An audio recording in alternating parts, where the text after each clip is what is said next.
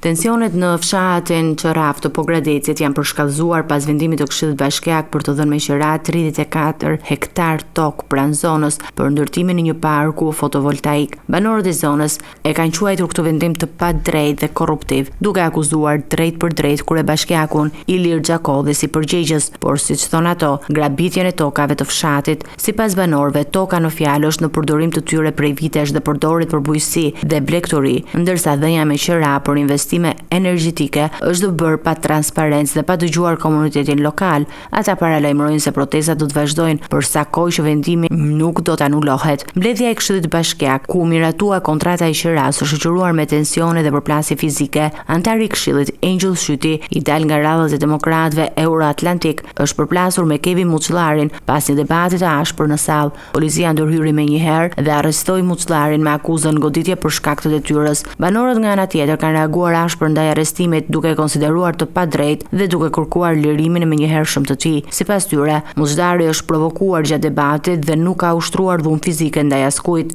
Në reagimet e para publike, drejtuesit e Bashkisë Pogradec kanë mbrojtur vendimin duke theksuar se projekti fotovoltaik është pjesë e zhvillimit të energjisë rinovueshme dhe se do të sjellë investime dhe vende pune në zonë. Por për banorët e Sëravës, ky justifikim nuk mjafton. Ata shprehen të vendosur të mbrojnë tokat që i konsiderojnë trashëgimi familjare dhe me koston e përplasjes me autoritetet lokale.